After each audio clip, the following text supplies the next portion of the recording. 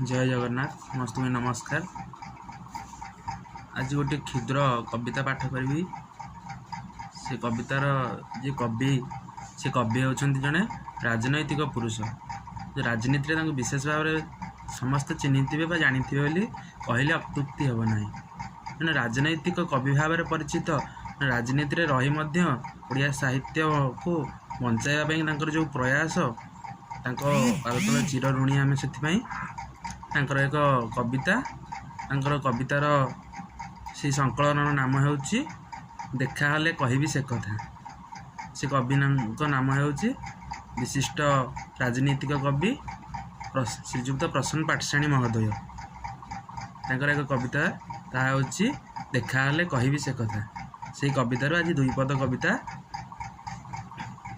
कागज पिठिरे पद्यर पाद जेहू परी आंके कवि फुलर पिठिरे भ्रमरर पाद सेही परी जाए भ्रमी आकाश छाती रे बादलर पाद सेही परी भ्रमु थाऊ मो छाती उपरे रखिदे तो पाद सखी निर्बाण मोर हेऊ।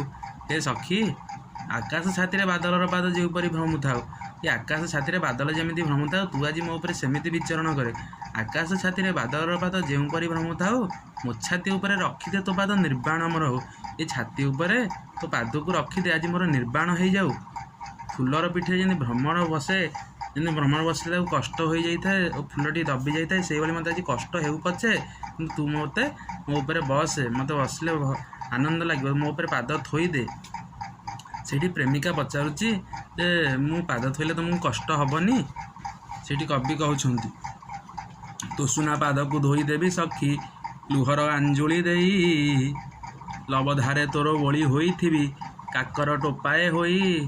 हे सखी तो लब्धारे मुझे बोली होई काकर टोपाए होई तो सुना पाद सीना मत कष्ट दब पाद सीना मत कष्ट दब किंतु सुना पाद को मो लुहर आंजुली रे धोईदेवी याठू बड़ी आ रोमांटिक चेतना कौन थाई पारे। पुणी सेठू कहते समुद्र उजाणी मुक्ता आनीदेवी गलारे करू माल समुद्र उजाणी मुक्ता आनीदेवी समुद्र मुक्ता आनीबारी तू कौन करू ना ताको माल करके पिंधि पारू।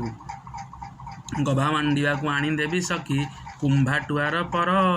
हे सखी तो गभा को मंडिया को तो गभा तोर सुंदर दिशा को मुझे आनीदेवी कौन ना कुंभाटुआर पर आनीदेवी याठू बड़ी रोमांटिक चेतना कौन थाई पारे। यह ही हूँ प्रसन्न पाठशाणी गोटे कविता देखा हेले कहबी से कथा। से कवितार किसी अंश बा किसी पद ताकि आज मैं आवृत्ति करी भल लगे जणाइबी।